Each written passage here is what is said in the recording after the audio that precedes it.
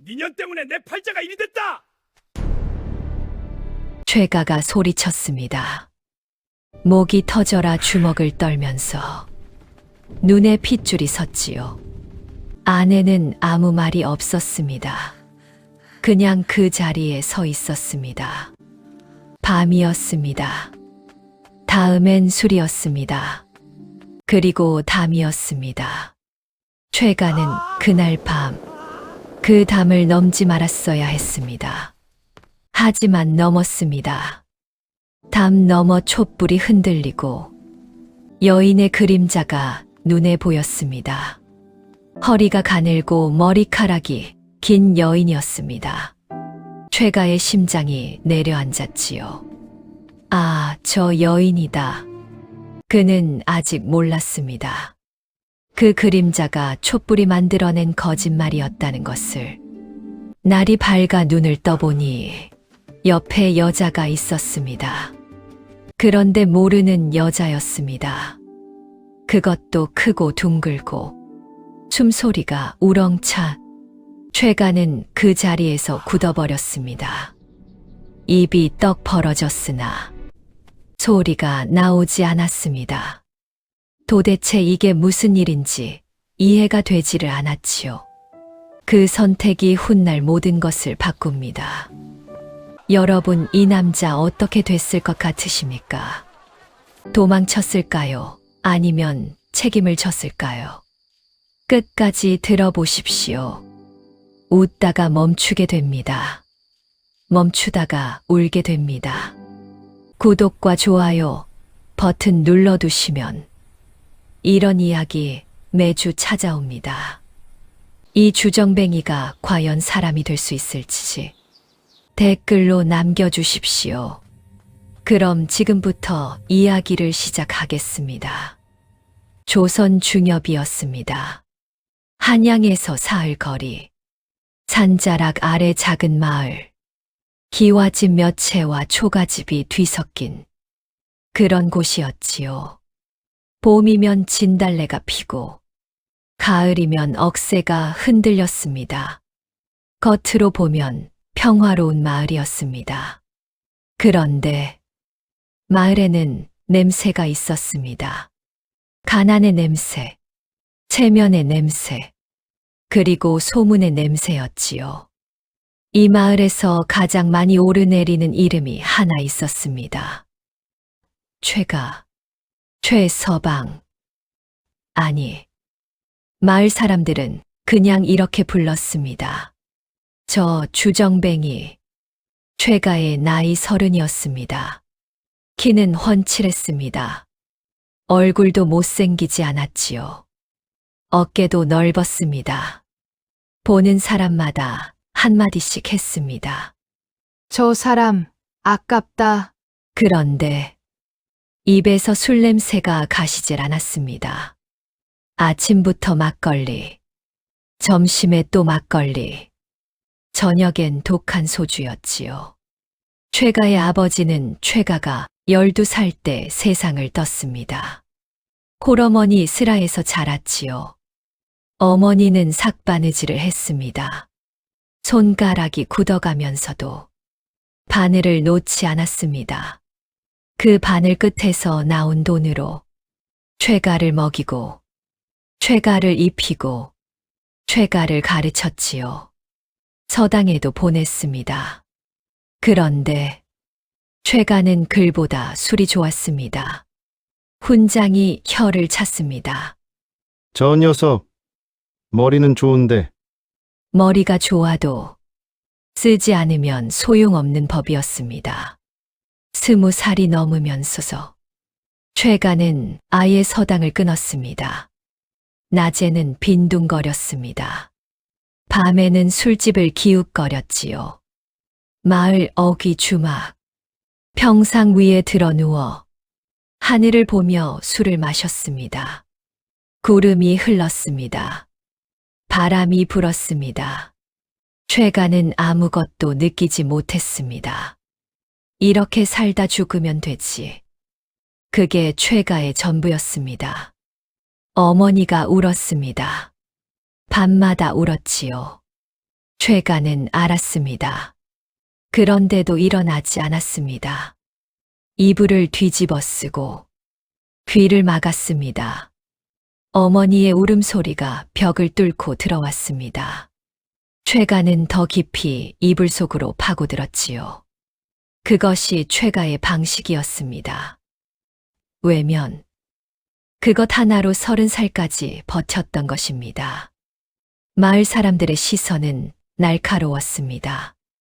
우물가에서 안악들이 수군거렸습니다. 최서방 또 취했대.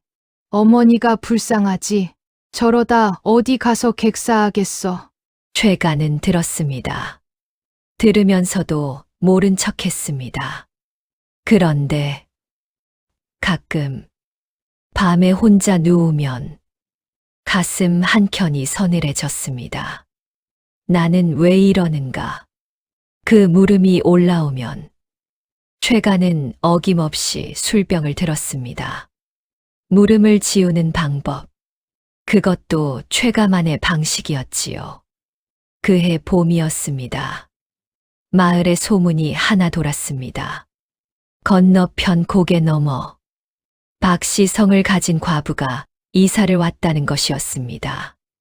남편을 일찍 여의고 친정마을 근처로 왔다고 했지요. 안악들이 또 수군거렸습니다. 얼굴이 반반하다더라. 아직 젊다던데. 재산도 좀 있다고 하던데. 남정네들의 귀가 솔깃해졌습니다.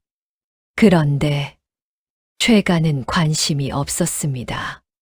주막 평상에 누워 막걸리 한 사발을 들이켰습니다.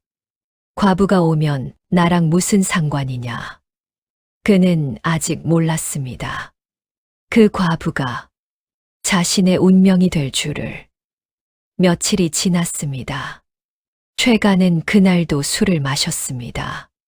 주막에서 시작해 마을 어귀를 비틀거리며 걸었지요. 달이 떴습니다. 흐릿한 달이었습니다. 안개가 살짝 끼어 있었습니다. 최가의 발걸음은 방향이 없었습니다. 그냥 걸었습니다. 발이 가는 대로, 몸이 이끄는 대로. 그때였습니다. 담 너머로 불빛이 새어 나왔습니다. 노란 촛불이었습니다. 흔들렸습니다. 바람에 그 불빛 속에 그림자가 있었습니다. 여인의 그림자였습니다. 최가가 멈췄습니다. 눈을 비벼 그림자를 다시 봤습니다. 허리가 가늘고 머리카락이 길게 드리워졌습니다. 손이 무언가를 하고 있었지요. 최가의 가슴이 뜨거워졌습니다. 술기운인지 설렘인지 알 수가 없었습니다. 저 여인이 그 과부인가? 저리 고운 여인이. 최가의 손이 담 위로 올라갔습니다. 이성이 말했습니다. 하지 마라. 술기운이 말했습니다. 해라. 언제나 그랬듯이 술기운이 이겼습니다. 사뿐히 발이 담을 넘었습니다. 아니, 쿵 소리가 났습니다.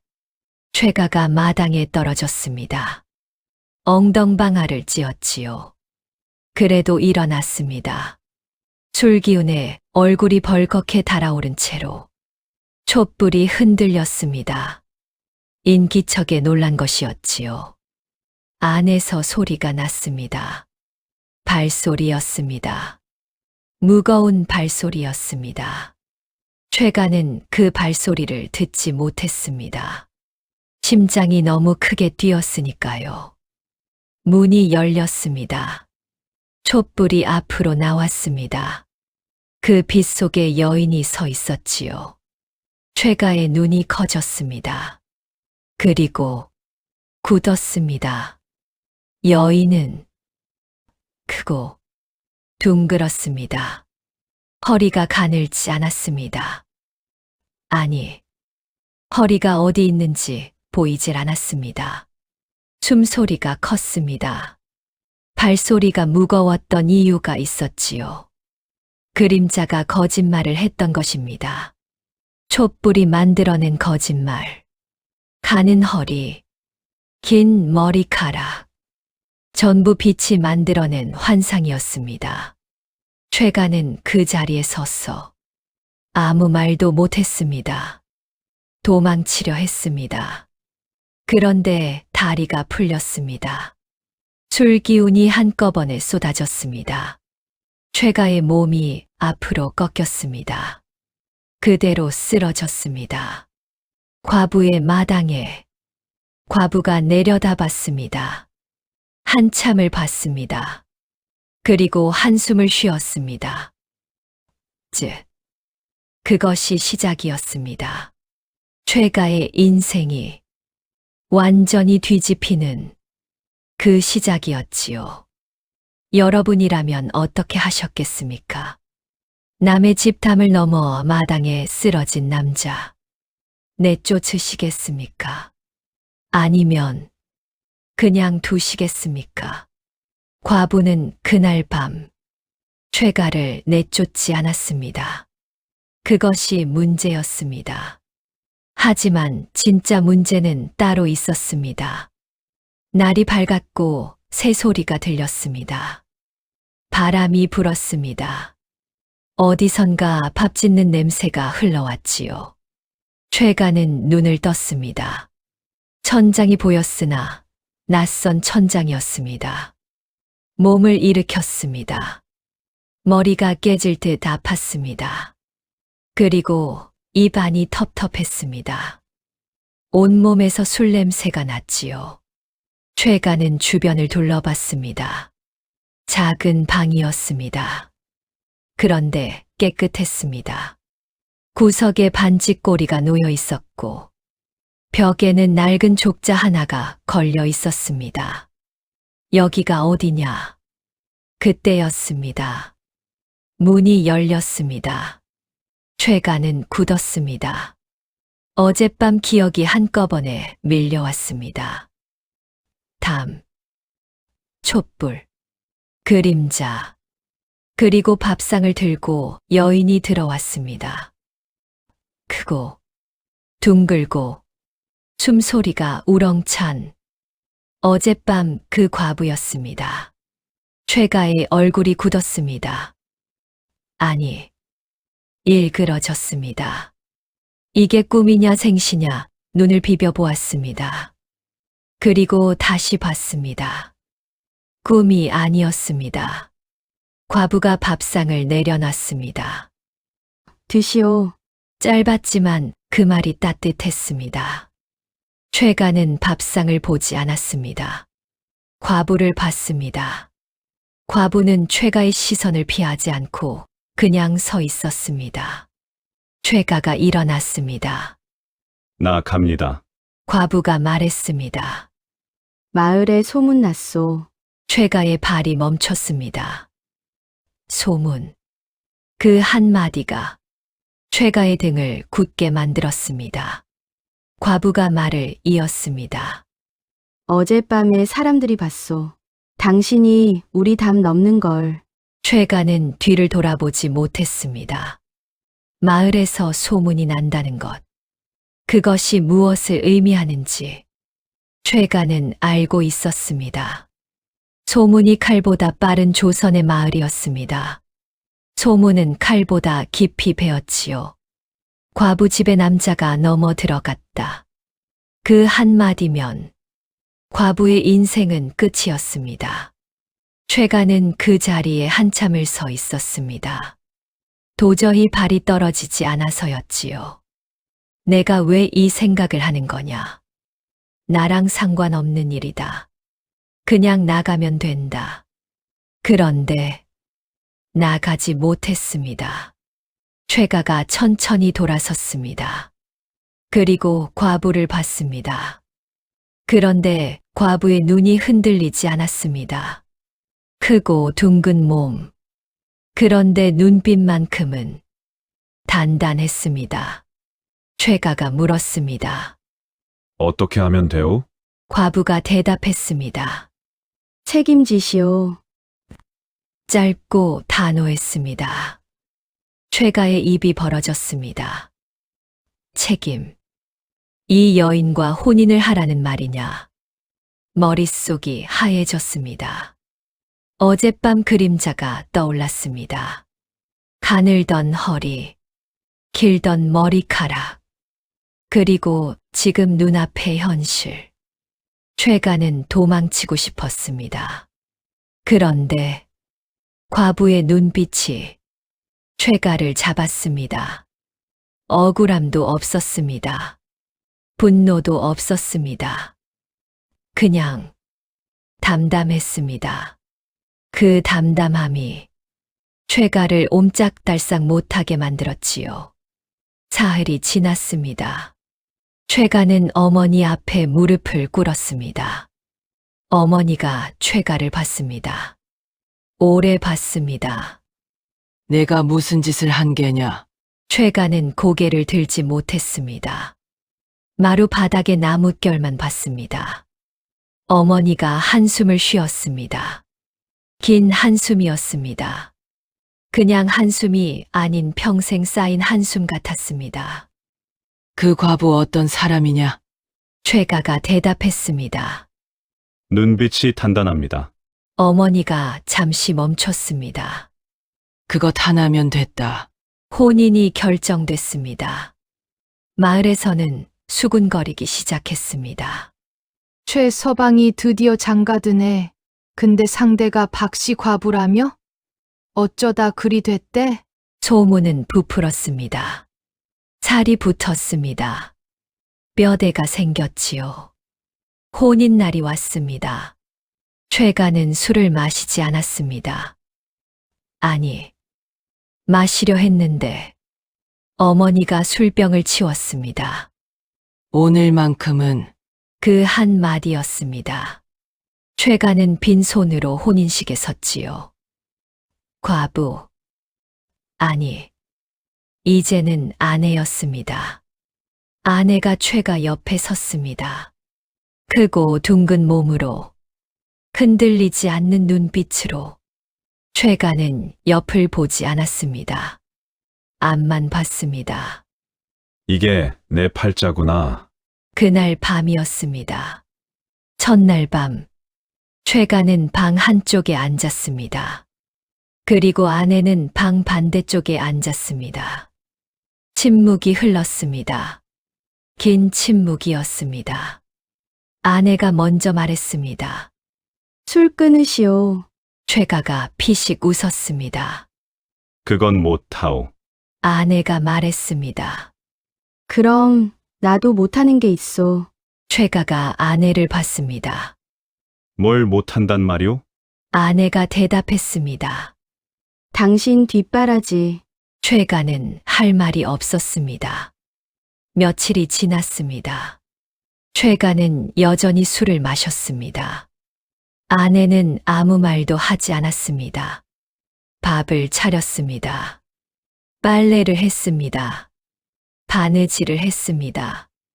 그런데 최가의 술값을 대지 않았습니다. 최가가 손을 내밀었습니다. 그 손을 아내가 봤습니다. 그리고 돌아섰습니다. 술값은 없소. 최가의 얼굴이 붉어졌습니다. 분노인지 부끄러움인지 알 수 없었습니다. 최가는 주막으로 갔습니다. 그리고 외상을 달았습니다. 주막 주인이 난처한 표정을 지었습니다. 최서방 이미 외상이 쌓였는데 최가는 눈을 부라렸습니다. 주막 주인이 물러섰습니다. 그렇게 또 며칠이 지났습니다. 최가는 술을 마셨습니다. 그러나 아내는 침묵했습니다. 어머니는 한숨을 쉬었습니다. 마을은 또 수군거리기 시작했습니다.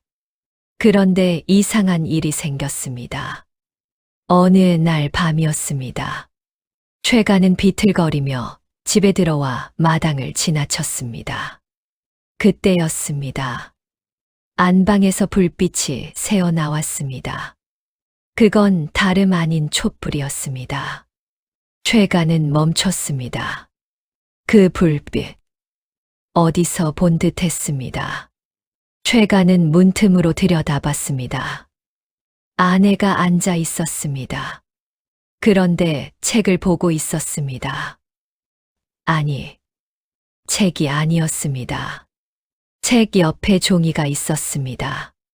붓이 있었습니다. 아내가 무언가를 쓰고 있었지요. 최가는 그 장면을 한참 봤습니다. 크고 둥근 몸이 촛불 아래서 고요히 앉아 붓을 움직였습니다. 그런데 이상했습니다. 저 여인은 무엇을 쓰는 것인가? 최가는 물어보지 않았습니다. 그냥 돌아섰습니다. 방으로 들어가 바닥에 쓰러졌습니다. 그런데 눈이 감기지 않았습니다. 촛불이 자꾸 떠올랐습니다. 문틈으로 보았던 아내의 등이 떠올랐습니다. 저 여인은 무엇을 그리 열심히 쓰는가? 최가는 모른 척 했습니다. 다음 날도, 그 다음 날도. 그런데 문제가 생겼습니다. 주막 외상값이 불어났습니다. 주막 주인이 최가의 집으로 찾아왔습니다. 그리고 마당에서 소리를 질렀습니다. 외상값 내시오. 그 소리를 마을 사람들이 들었습니다. 그리고 안악들이 수군거렸습니다. 거봐, 저러다 살림 거덜나지. 아내가 나왔습니다. 그리고 주막 주인을 봤습니다. 얼마요? 주막 주인이 말했습니다. 아내는 잠시 생각했습니다. 그리고 들어갔습니다. 잠시 후 아내가 나와 돈을 내밀었습니다. 주막 주인이 돈을 세었습니다. 고개를 끄덕이더니 돌아갔습니다. 최가는 그 장면을 봤습니다. 마루에 앉아서 전부 봤습니다. 아내는 최가를 쳐다보지 않았습니다. 그냥 안으로 들어갔습니다. 그런데 최가의 가슴 어딘가가 욱신거렸습니다. 저 여인 재산을 내가 축내고 있구나. 처음으로 드는 생각이었습니다. 그런데 술병을 내려놓지는 않았습니다. 여러분이라면 어떻게 하셨겠습니까? 그날 밤이었습니다. 최가는 방에 누웠습니다. 그날도 어김없이 아내 방에서 촛불이 새어 나왔습니다. 늦은 밤이었는데도 촛불이 꺼지지 않았습니다. 최가는 천장을 봤습니다. 저 여인은 잠을 자지 않는가? 매일 밤 왜 저러고 있는 것인가? 궁금했습니다. 처음으로 아내에 대해 궁금했습니다. 그것이 아주 작은 균열이었습니다. 최가의 단단한 외면에 생긴 아주 작은 균열. 하지만 진짜 문제는 따로 있었습니다. 며칠 후였습니다. 어머니가 쓰러져 아침에 일어나지 못했습니다. 숨소리가 거칠고 이마가 뜨거웠지요. 최가가 어머니 방으로 달려갔습니다. 어머니, 어머니가 눈을 떴습니다. 흐릿한 눈이었습니다. 괜찮다. 괜찮지 않았습니다. 그리고 의원을 불렀습니다. 의원이 어머니의 손목을 잡았습니다. 오래 잡았습니다. 그리고 최가를 봤습니다. 그러나 말을 하지 않았습니다. 그 침묵으로 모든 것을 알 수 있었습니다. 약을 지었습니다. 그러나 약값이 만만치 않았습니다. 최가는 주머니를 뒤졌습니다. 비었습니다. 아내가 옆에 서 있었습니다. 그런데 말없이 약값을 내밀었습니다. 최가는 그 돈을 받았습니다. 손이 떨렸습니다. 부끄러움인지 감사함인지 알 수 없었습니다. 약 냄새가 집안에 가득 찼습니다. 쓴 냄새였습니다. 최가는 그 냄새 속에서 어머니 방 앞을 서성거렸습니다. 솥 앞에 앉아서 아내가 약을 다렸습니다. 불을 지켰습니다. 그런데 땀이 났습니다. 그러나 닦지 않았습니다. 그냥 다렸습니다. 최가는 그 뒷모습을 봤습니다. 크고 둥근 등이 아궁이 불빛에 물들었습니다. 이 여인이 나 때문에 이러고 있구나. 최가는 그 자리를 피했습니다. 마당으로 나와 하늘을 봤습니다. 별이 많았습니다. 술이 마시고 싶었습니다. 그런데 발이 주막으로 가지 않았습니다. 그냥 마당에 섰습니다. 오래 섰습니다. 차가운 밤 공기가 얼굴을 때렸습니다. 최가는 그날 밤 술을 마시지 않았습니다. 처음이었습니다. 그런데 이상한 일이 생겼습니다. 술을 마시지 않으니 아내 방에 촛불이 보였습니다. 그 촛불 아래 아내의 그림자가 보였습니다. 붓을 움직이는 그림자가. 최가는 그 불빛을 오래 봤습니다. 저 여인은 도대체 무엇을 쓰는 것인가? 어머니의 병이 깊어졌습니다. 약을 먹어도 차도가 없었습니다. 의원이 다시 왔습니다. 손목을 잡고 맥을 짚었습니다. 이번엔 더 오래 잡았습니다. 준비를 하시오. 그 한마디였습니다. 최가는 의원의 얼굴을 봤습니다. 그러나 의원은 눈을 피했습니다. 방 안에서 어머니의 숨소리가 들렸습니다. 많이 거칠었습니다. 숨소리가 끊어질 듯 하면서 이어졌습니다. 최가는 마당에 서 있었습니다. 그런데 다리에 힘이 없었습니다. 하늘이 흐리고 바람이 불었습니다. 차가운 바람이었지요. 어머니가 가시는구나. 그 생각이 드는 순간 최가의 눈이 뜨거워졌습니다. 울지 않았습니다. 울 수가 없었습니다. 아내가 나와 최가 옆에 섰습니다. 아무 말도 하지 않았습니다. 그냥 섰습니다. 그 온기가 최가의 옆구리로 전해졌습니다. 최가는 아내를 보지 않고 하늘만 봤습니다. 그런데 손이 움직였습니다. 아내의 손을 잡았지요. 아내는 뿌리치지 않았습니다. 그냥 잡혔습니다. 두 사람은 그렇게 마당에 섰습니다. 아무 말 없이 어머니의 숨소리를 들으면서. 그날 밤이었습니다. 어머니가 최가를 불렀습니다. 들어오너라. 낮은 목소리였습니다. 그런데 단단했습니다. 최가가 들어갔습니다. 어머니 옆에 무릎을 꿇었습니다. 어머니의 손이 최가의 손을 잡았습니다. 차가웠습니다. 내 아내 말이다. 최가가 고개를 들었습니다. 어머니가 말을 이었습니다. 저 아이 보통이 아니다. 최가는 아무 말도 못했습니다. 내가 술독에 빠져 있는 동안 저 아이가 뭘 하는지 아느냐? 최가는 몰랐습니다. 어머니가 말했습니다. 매일 밤 글을 쓴다. 내 이름으로. 최가의 손이 굳었습니다. 제 이름으로요? 어머니가 고개를 끄덕였습니다. 과거 공부다. 내가 해야 할 공부를 저 아이가 대신 하고 있었던 것이다. 방 안이 조용해졌습니다. 어머니의 숨소리만 들렸습니다. 최가는 그 자리에 굳어버렸습니다. 머릿속이 하였습니다. 그 순간 아내 방에 촛불이 떠올랐습니다.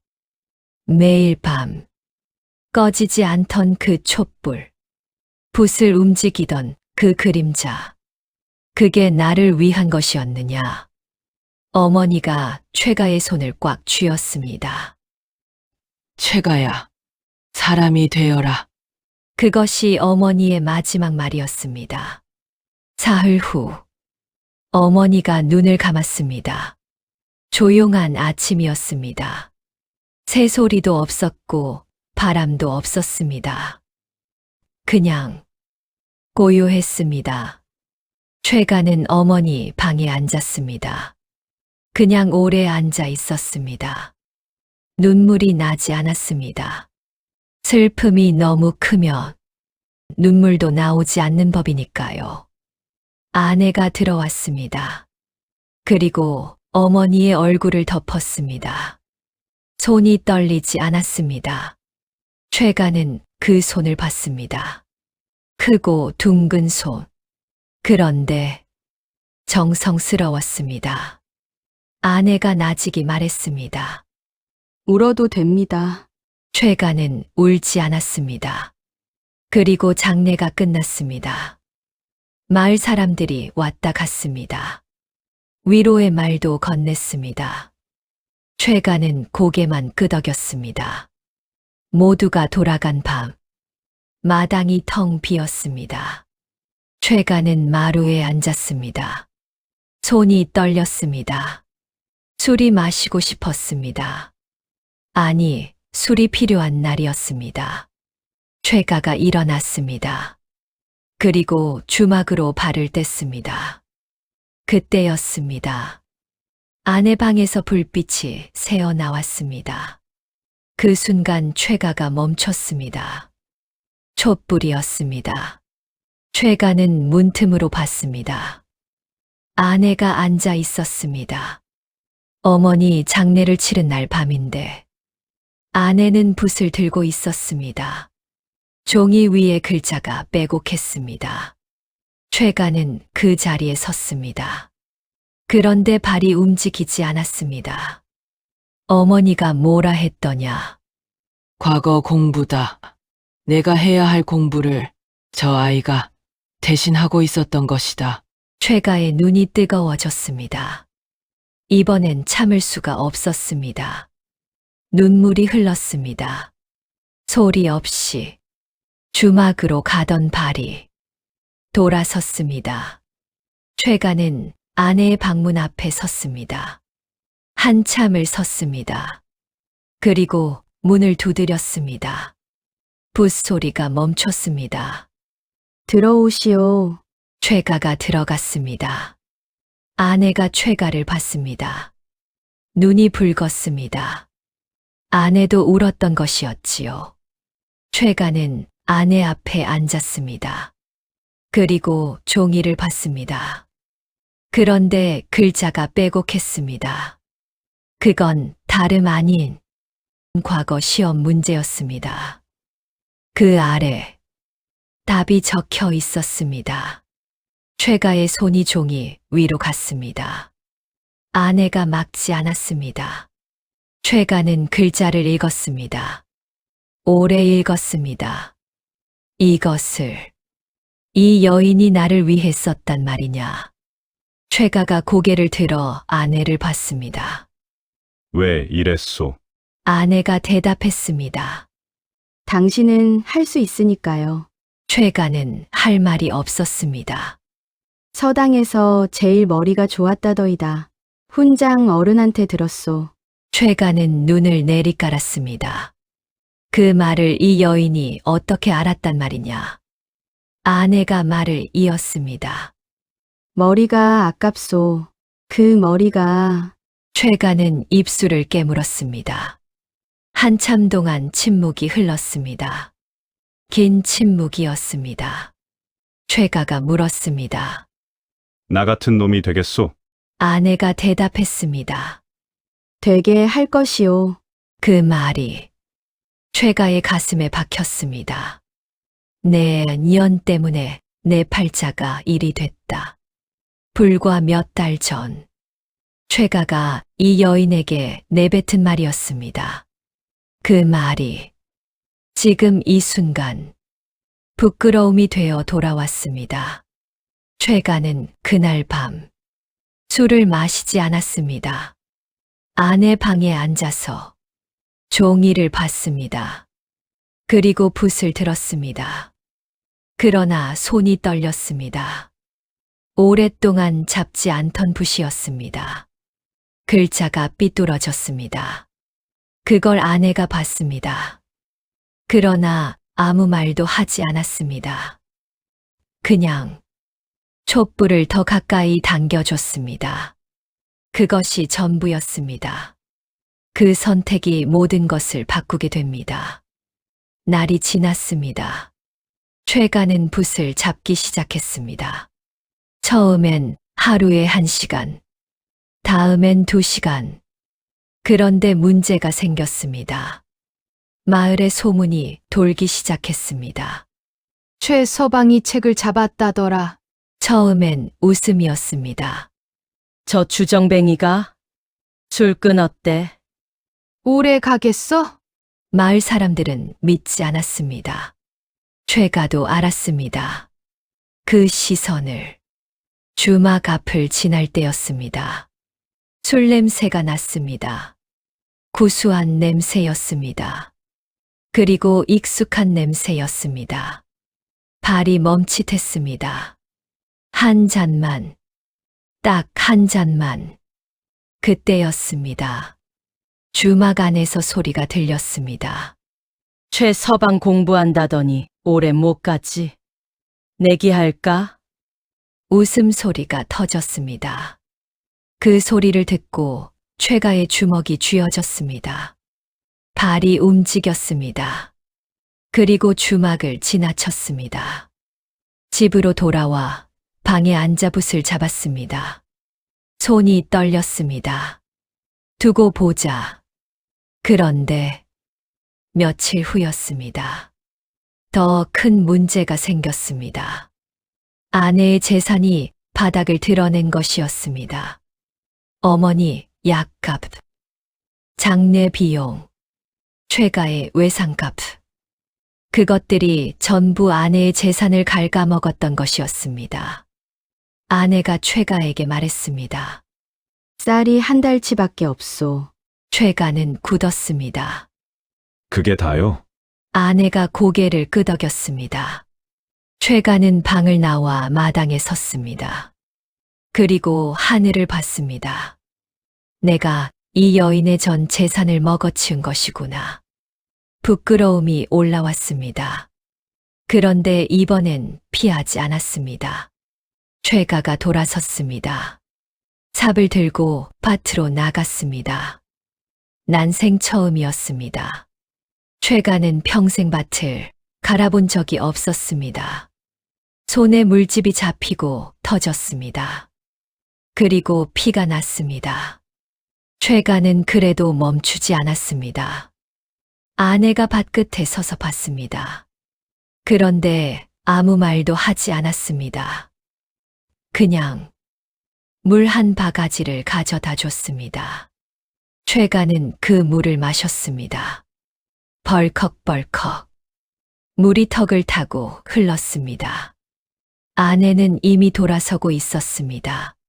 최가는 한참을 아내의 뒷모습을 봤습니다. 크고 둥근 등이 뙤약볕 아래서 흔들렸습니다. 저 여인이 나를 살리고 있구나. 그는 아직 몰랐습니다. 그 촛불이, 그 붓질이, 그 물 한 바가지가 훗날 과거 급제의 씨앗이 될 줄을. 어느덧 가을이었습니다. 바람이 불고 하얀 억새가 흔들렸습니다. 최가는 새벽에 앉아 있었습니다. 붓을 잡은 손이 처음보다 단단해졌습니다. 그런데 뭔가 부족했습니다. 최가는 붓을 내려놨습니다. 그리고 종이를 쳐다봤습니다. 글자들이 빼곡했습니다. 그런데 살아있지 않았습니다. 글자는 쓰는데 글이 아니구나.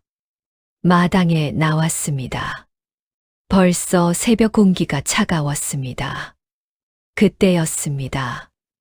아내 방에 불이 켜졌습니다. 아직 이른 새벽이었습니다. 문을 열고 아내가 나왔습니다. 손에 종이 뭉치를 들고 있었습니다.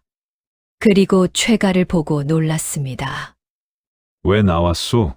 최가가 물었습니다. 그게 뭐요? 아내가 잠시 망설였습니다. 그리고 내밀었습니다. 최가는 종이를 받았습니다. 그리고 촛불 아래서 읽었습니다. 그건 과거 시험 예상 문제였습니다. 10개, 20개, 아니, 30개였습니다. 각 문제마다 풀이 방법이 빼곡하게 적혀 있었습니다. 이것을 이 여인이 언제 다 썼단 말이냐. 매일 밤 새벽까지 촛불은 켜져 있었습니다. 최가가 잠든 후에도 아내는 자지 않았던 것이었습니다. 최가가 고개를 들었습니다. 아내의 눈 아래가 거뭇했습니다. 잠을 못 잔 흔적이었지요. 최가는 그것을 이제야 봤습니다. 내가 왜 이걸 이제 봤느냐? 당신, 목소리가 갈라졌습니다. 잠은 자고 있소? 아내가 대답했습니다. 자오. 거짓말이었습니다. 둘 다 알았습니다. 최가는 종이를 가슴에 안고 한참을 아무 말도 못했습니다. 아내가 돌아서려 할 때 최가가 말했습니다. 고맙소. 아내가 멈췄습니다. 그런데 돌아보지 않았습니다. 그냥 걸어 들어갔습니다. 최가는 봤습니다. 아내의 어깨가 살짝 떨리는 것을. 그것이 전부였습니다. 최가는 다시 방으로 들어가 촛불을 당겼습니다. 그리고 붓을 잡았습니다. 하지만 이번엔 달랐습니다. 글자가 살아났습니다. 시간이 지나 겨울이 왔습니다. 눈이 내리고 마당이 하얘졌습니다. 그러나 최가는 공부에 열중했습니다. 밥을 먹다 멈추고 책을 봤습니다. 잠을 자다 일어나 붓을 잡았습니다. 밭을 갈다 문제가 떠오르면 그 자리에 굳어버렸습니다. 마을의 소문이 또 돌았습니다. 최서방이 변했다더라. 이번엔 웃는 사람이 없었습니다. 진짜로? 글쎄, 두고 봐야지. 최가는 신경 쓰지 않았습니다. 마을 시선이 아무렇지 않은 건 처음 있는 일이었지요. 그런데 문제가 또 생겼습니다. 과거 시험이 석 달 앞이었습니다. 한양까지 가야 했지만 노잣돈이 없었습니다. 그런데 아내에게 차마 말을 꺼낼 수가 없었습니다. 이미 재산을 다 쓴 것을 알았으니까요. 최가는 며칠을 혼자 삭혔습니다. 그러던 어느 날이었습니다. 아내가 최가를 불렀습니다. 앉으시오. 아내가 보자기를 내밀었습니다. 최가는 그것을 풀었습니다. 그런데 돈이었습니다. 이게 뭐요? 한양 가는 노잣돈이요. 최가는 굳었습니다. 어디서 난 돈이요? 아내가 잠시 침묵했습니다. 비녀요. 최가는 아내의 머리를 봤습니다. 그런데 비녀가 없었습니다. 소박한 비녀였지만 그것은 아내가 전 남편에게 받은 유일한 것이었습니다. 최가는 보자기를 밀었습니다. 못 봤소. 아내가 다시 밀었습니다. 받으시오. 우리 거 쓰는 거요. 우리. 그 말이 최가의 가슴을 한쪽을 쳤습니다. 혼이 난 지 반년이 넘었지만 아내가 우리라고 말한 건 처음이었습니다. 이 여인이 그것까지 팔았단 말이냐. 최가의 눈이 뜨거워졌습니다. 반드시 돌아오겠소. 처음으로 한 약속이었습니다. 아내가 고개를 끄덕였습니다. 그리고 말이 없었습니다. 그런데 눈이 말했습니다. 있소. 떠나는 날 새벽이었습니다. 최가가 짐을 쌌습니다. 책, 붓, 벼루, 그리고 아내가 밤새 싼 주먹밥이었습니다. 새벽 공기가 차가웠지만 아내는 마당에 나와 기다리고 있었습니다. 아내의 입에서 하얀 입김이 나오고 있었습니다. 최가는 한참 동안 아내를 바라봤습니다. 크고 둥근 몸, 비녀가 없는 머리였습니다. 그런데 그 순간 최가는 처음으로 생각했습니다. 아름답구나. 말하지 않았습니다. 그냥 고개를 숙였습니다. 다녀오시오. 최가가 돌아섰습니다. 걸었습니다. 마을 어귀를 지날 때까지 고개를 돌리지 않았습니다. 그런데 고개 너머로 사라지기 직전 최가는 뒤를 돌아봤습니다. 아내가 서 있었습니다. 여전히 그 자리에 멀어질수록 작아졌습니다. 그런데 흔들리지 않았습니다. 최가는 다시 돌아섰습니다. 빠르게 걸었습니다. 더 빠르게. 한양 가는 길은 사흘이었습니다. 최가는 이틀에 걸었습니다. 낮에도 걷고 밤에도 걸었습니다.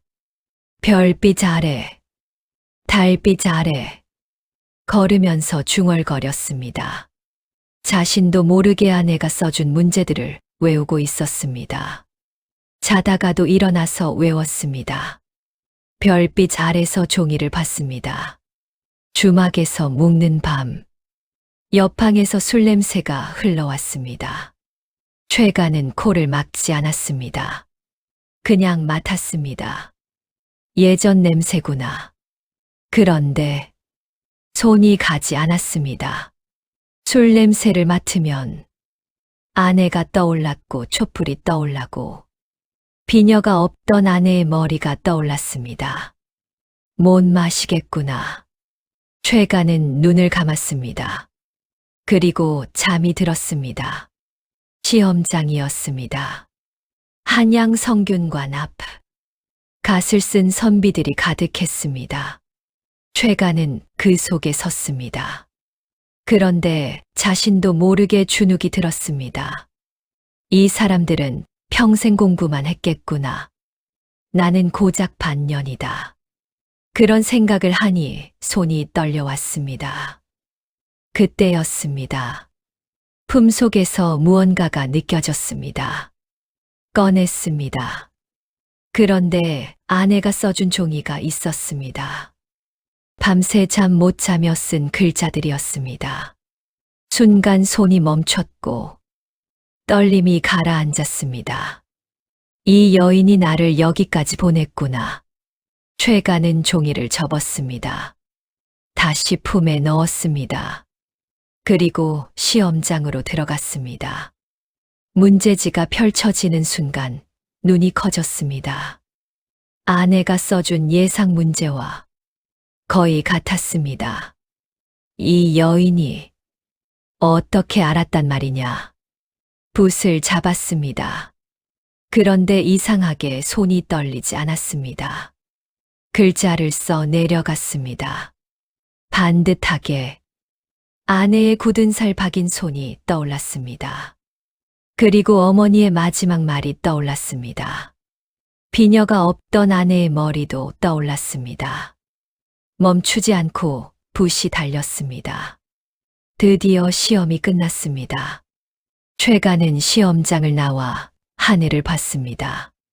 구름이 흐르고 있었습니다. 다 됐다. 확신이 들었습니다. 방이 붙는 날이었습니다. 사람들이 밀려왔습니다. 최가는 눈을 내리깔았습니다. 그런데 왠지 무서웠습니다. 떨어지면 아내를 어떻게 보느냐. 눈을 들었습니다. 천천히 읽어 내려갔습니다. 첫 번째 이름, 두 번째 이름, 세 번째 이름. 최가. 있었습니다. 다시 읽었습니다. 죄가 분명히 있었습니다. 주변에서 환호가 터졌습니다. 누군가는 뛰었습니다. 누군가는 울었습니다. 죄가는 그냥 서 있었습니다. 자신도 모르게 눈물이 났습니다. 소리 없이 어머니, 그 한마디를 속으로 불렀습니다. 그리고 집으로 달렸습니다. 발이 땅을 박찼습니다. 한양 거리를 쉬지 않고 달렸습니다. 갓이 벗겨졌지만 춥지 않았습니다. 숨이 차고 다리가 아파왔습니다. 그래도 멈추지 않았습니다. 사람들이 비켜섰습니다. 저 사람 왜 저래? 죄가는 듣지 않았습니다. 머릿속에 하나만 있었으니까요. 아내, 사흘 길을 이틀에 걸었습니다. 낮에도 걷고 밤에도 걸었습니다. 별빛 아래, 달빛 아래, 주막에 들르지 않았습니다. 아내가 싸준 주먹밥이 아직 있었으니까요. 딱딱해졌습니다. 그래도 먹었습니다. 이 여인 손으로 싼 것이구나. 씹으면서 걸었습니다. 마을 어귀가 보였습니다. 아직도 하얗게 억새가 흔들리고 있었습니다. 죄가는 멈췄습니다. 숨을 고르지 않았습니다. 그냥 봤습니다. 마을이 거기 있었습니다. 늘 있던 자리에. 그런데 오늘은 달라 보였습니다. 주막 앞을 지날 쯤 안에서 소리가 났습니다. 최 서방 아니야? 걷지 않았습니다. 뛰었습니다. 골목을 지나니 죄가집이 보였습니다. 그런데 대문이 열려 있었습니다. 마당으로 들어섰지만 조용했습니다. 그리고 아무도 없었습니다. 여보, 처음이었습니다.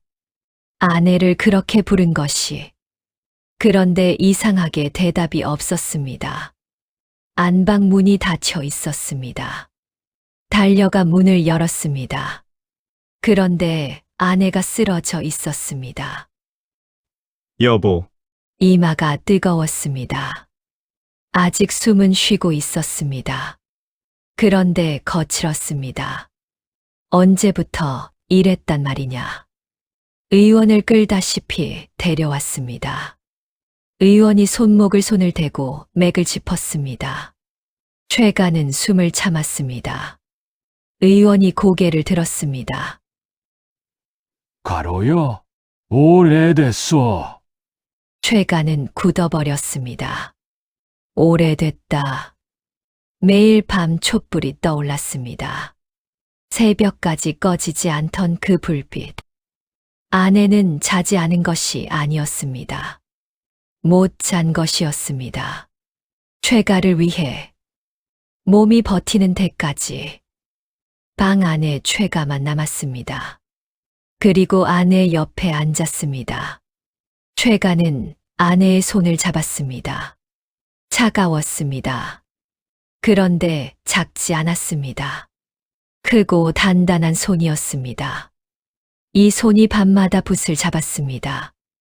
이 손이 약을 다렸습니다. 이 손이 밭을 일궜습니다. 죄가는 그 손을 두 손으로 감쌌습니다. 죄가는 자신도 모르게 눈물이 났습니다. 소리 없이 오래 울었습니다. 어머니 장례 때도 울지 않던 사람이 지금 울고 있었습니다. 내가 이 여인에게 너무 많은 것을 빚졌구나. 며칠이 지났습니다. 다행히 아내가 눈을 떴습니다. 그리고 천장을 쳐다봤습니다. 옆에서 인기척을 듣더니 고개를 돌렸습니다. 방 한쪽 구석에 죄가가 앉아 있었습니다. 그런데 책을 손에 쥔 채로 자고 있었습니다. 아내는 그 모습을 봤습니다. 오래 봤습니다. 그리고 작게 웃었습니다. 처음이었습니다. 아내가 웃은 것이. 최가가 눈을 떠 아내와 눈이 마주쳤습니다. 깼소? 아내가 고개를 끄덕였습니다. 최가가 물을 가져오니 아내가 마셨습니다. 그리고 한동안 침묵이 흘렀습니다. 시험은요? 최가가 대답했습니다. 말로 하지 않았습니다. 품에서 종이를 꺼냈습니다. 과거 급제방이었습니다. 그것을 아내가 받아 읽었습니다. 아주 오래 읽었지만 내려놓지 않았습니다. 아내의 눈에 물기가 맺혔습니다. 그러나 흘리지 않았습니다. 입술을 꾹 다물고 참았습니다. 당신 덕이오. 아내가 고개를 저었습니다. 당신이 한 것이오. 나는 촛불만 켰소. 매일 밤 잠을 못 자면서 비녀를 팔고 재산을 털면서 촛불만 켰다고 최가는 입술을 깨물었습니다. 목이 메었습니다. 다시는 빈손으로 있지 않겠소. 아내가 오래 봤습니다. 그리고 고개를 끄덕였습니다.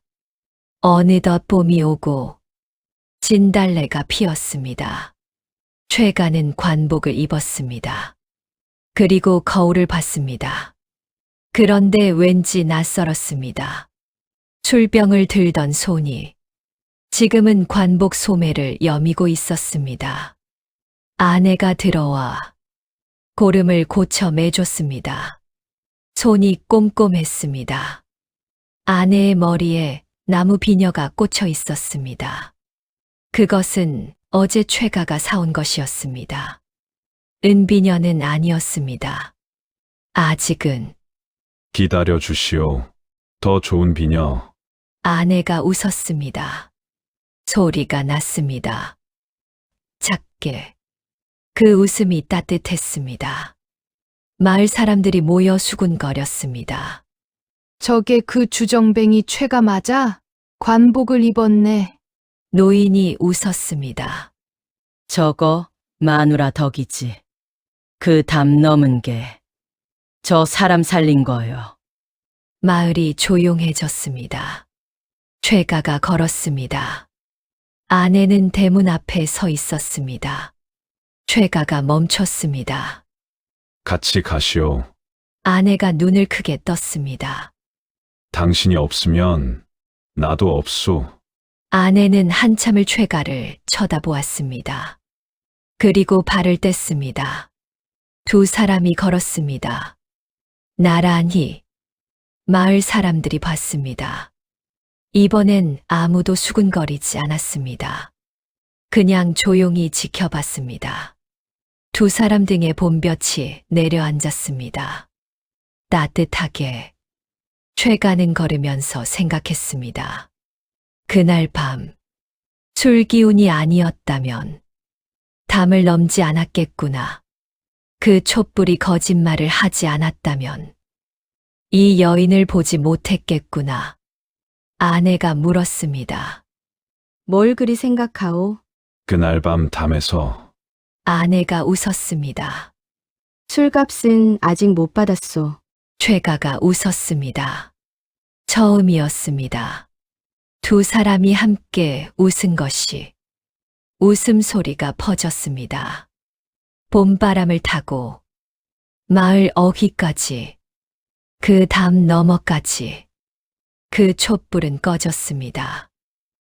이제 더 이상 켜지 않아도 됐으니까요. 여러분 오늘 이 이야기 어떠셨습니까? 주정뱅이가 담을 넘었습니다. 실수였습니다. 그런데 그 실수가 한 사람을 살렸습니다. 아니, 두 사람을 살렸습니다. 생각해 보십시오. 우리 인생에도 그런 담이 하나쯤 있지 않겠습니까? 술기운에 넘은 담, 실수로 들어선 길, 뜻밖의 만난 사람, 그것이 훗날 전부가 되는 경우가 있습니다. 최가는 몰랐습니다. 그 촛불이 자신을 위한 것인 줄을. 우리도 마찬가지입니다. 지금 옆에 있는 사람이 얼마나 많은 촛불을 켜고 있는지 아무도 모르는 법이니까요. 오늘 이야기가 좋으셨다면 지금 구독과 좋아요 버튼 눌러주십시오. 매주 이런 이야기로 찾아옵니다. 이 주정뱅이 최가. 여러분은 용서가 되십니까? 아니면 아직도 얄밉습니까? 댓글로 남겨주십시오. 그리고 한 가지만 여쭙겠습니다. 당신 곁에 지금도 촛불을 켜고 있는 사람이 있습니까? 그 사람에게 오늘 하루 고맙다는 말 한마디 건네보시는 건 어떻겠습니까? 다음 이야기에서 뵙겠습니다.